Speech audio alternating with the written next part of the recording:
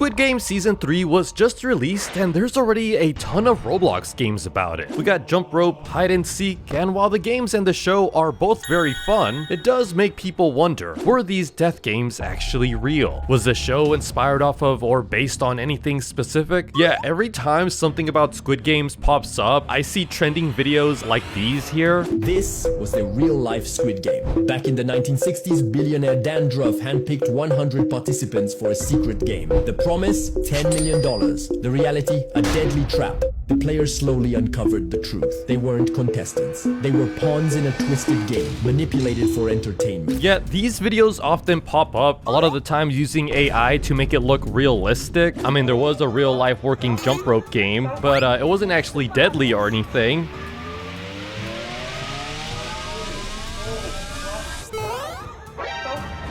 But even then, there may have been some inspirations for Squid Games. Yeah, there's this video here called The Real Squid Games Found Audio and Photos, 1985 through 1987. So yeah, these are real images of like a real situation in South Korea. I'll explain more about it in a bit, but I wanted to focus more on the music here. This video here is saying that this audio was used to wake up the players, and it was played through mounted speakers. Yeah, this TikTok here with a ton of likes also really blew up, showing the real Squid Game 1986. Now I will say it does look very similar to like the show and everything. This video here got even more popular, where it even showed the whole doll and everything, as well as the bunk beds like in the show. Yet there's the walls as well, where it's got tug of war and all those other games that were played in the show. But now it begs the question, are these videos actually telling the truth? Was the audio that we heard earlier actually played for participants that were trapped in a death game? Well, before I answer that, I also found this video here called I Found the Squid Game Island, and at first I didn't really think that the actual island was real. I mean, maybe not this part where, you know, they open up the trees and everything. Then I went on Google Maps myself, and yeah, zooming in, I found the exact island that was used in the show Squid Games. Yeah, even zooming in, you can see some sort of buildings. I mean, everything else is just kind of like trees and mountains. Yet doing more research, I found out that this island is called Seonggapdo, which I found out is privately owned and not accessible to the public. Yet there's actually a Korean website that claims the island was once used to incarcerate criminals. It even says here that currently there's only 4 people living on the island, but no other information can be found about it. And now while I don't think that death games were being held on this island, I do believe that the show Squid Games got some inspiration off of a real-life situation in South Korea known as the Brothers' Home. Did you know Squid Game's actually based on true events from the 80s? Okay. It's all based around the 1986 Brothers' House incident in Korea. Yep. Where the orphanage was essentially turned into the Squid Game. Founded in 1960, the Brothers' House orphanage ran normally until 1986. Yep, this is true. Adopted all the kids and then bought the orphanage and locked them all in it. Hiring workers that hid their face like this and forced these children in blue jumpsuits to play kids games. And if you're wondering, you didn't want to lose. The creator of Squid Game claims that it was not based on anything, but this is in the TV show where the guards sleep, and this is at the Brothers' House where they kept the children. Okay, so I'm gonna pause it here because yes, while the Brothers' Home was actually real, a lot of these images that he's showing is just fake. It's literally just AI. So yes, the Brothers' Home was a real place in South Korea in which over 30,000 people were detained, meaning they were trapped in there. Most of which were homeless, disabled, orphans, runaways, and even just poor people that were found on the streets. Yet they were all placed in this facility as a way to clean up South Korea. Yeah, a lot of these people hadn't even committed any crimes. They were all pretty much taken against their will. But now, what was actually going on inside this facility? Were there actual death games being played? Well, there weren't actual like any real games being played. It was a lot of forced labor that they had to do, and if they did not meet it, well, then bad things would happen. And just like the show Squid Games, the rest of the world did not even know about this. Like, this occurred back in the 1980s, but this wasn't even revealed to the public until the 2010s. Now, who was actually running this facility? Was it a bunch of underground criminals with a lot of money? Well, no, it was actually operated under the government to purify the streets. Yeah, at the time, South Korea was getting ready to prepare for the 1986 Asian Games and the 1988 Seoul Olympics, so the government wanted to clean the streets, saying that they wanted all vagrants removed from sight. But nobody on the outside knew how extreme things were inside this facility. Yeah, it wasn't until a prosecutor known as Kim Young-won went out to investigate the area after hearing some strange rumors. And once Kim got to the location, he noticed some guards with baseball bats watching some labor workers. From here, Kim ordered a search and seize operation where he would personally interview more than 100 inmates, guards, and executives of the center, and he concluded that many of the people in here were subjugated to forced unpaid labor. Yeah, and upon further investigating the facility, they also found torture rooms and mass graves. Yeah, and to this day, they're still discovering how many actual deaths occurred in this facility. Like, they keep finding new discovered records, and right now there's a total of 657 people, but there could be more, as a lot of them were buried in secret or cremated. Yeah, the facility would close down in 1987, but now the question lingers. Did this actually inspire Squid Games? And while the director says no, I feel like they may have subconsciously took some inspirations, like for example the tracksuits in a lot of these pictures. Again, there was no actual death games. A lot of these TikTok videos use AI for both the music and the images that we see here, so don't believe everything on there. But now another real life death game that can also be found on Roblox is the Mayan ball game. Now the game was pretty simple. There was a ball that two teams would fight for, and then on the sides of the court are the actual hoops that they want to get the ball into.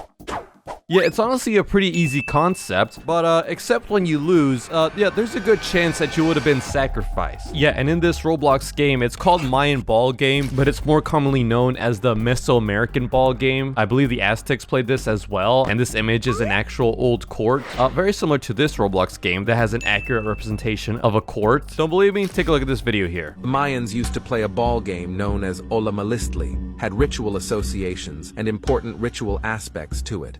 In the game, the players would strike a ball made of solid rubber. Yeah, actually the ball wasn't only solid rubber. It's been speculated that they even use heads of the losers or skulls as the ball. More on that later though. With their hips, forearms, rackets, or handstones. Yeah, so they couldn't even use their hands for this game. Ritual events in which the human sacrifice is often featured, though they were also played for recreation by children and women. Okay. A newer version of the game called Ulama is still played by the indigenous population. Yeah, the courts all came in different shapes and sizes. This game was played for literally hundreds of years, so the rules and such would have changed over time. Here's some footage of people recreating the sport here. And as to who would actually play these deadly ball games, sometimes it'd be people that were held captive. And these captives were often sacrificed after losing a rigged ritual ball game. But there's been other accounts where even the captain of the team would end up getting their head decapitated after losing a game. Again, this is all speculation. There's a good chance that this did happen, but historians are still looking into this. But another crazy story is the real life Hunger Games, which yes, there's a lot of recreations of this on Roblox, which if you don't know the game, it's the one where players form a circle and then after a countdown, they all either run into the middle to find supplies or leave to go hide. All right, here we go. We got 4 seconds. 3, 2, go, go, go, go to the center. Oh no, everybody's gonna get all the weapons first. I need a sword, I need a weapon, I need something. I got a machete. Oh, get away. Yet, someone tried to make all that into a reality, known as Game 2 Winter. Yeah, even in this Wikipedia here, it says that Game 2 Winter was a social experiment and media stunt promoted as a Russian survival reality television program. And the whole idea of this show is that it would actually allow murder. And even here, it states that it was compared as a real-life Hunger Games. And so yeah, this actually occurred on the year 2017, and the idea was that 30 participants, 15 men, 15 women, were gonna go to a remote Siberian island and compete for a $1.7 million prize on a 9-month survival mission. Yet it even states here that all contestants were said to have signed death waivers and agreed not to hold the organizers accountable for criminal activity. Now, to be able to participate, players had to either pay $165,000 or they could be selected online through a voting session, with even the creator of the show stating that this would attract the rich and risky people craving a new and ultimate challenge. This kind of seems like a backwards Squid Games in a way. And what's crazy is that all this was actually real. Yeah, even in these news articles, it was very clearly stated that producers would say that anything literally goes. They did also warn the contestants that they're still subject to the rule of law and can be arrested at any time, stating, "You must understand that the police will come and take you away. We are on the territory of Russia and obey the laws of the Russian Federation." They did also allow the contestants to carry knives but not guns, like if that was really really gonna change anything. What's also weird is that to participate, you have to be over the age of 18 and sane. Like, I don't think anyone who's sane would even want to do any of this. Now, did the show actually end up airing?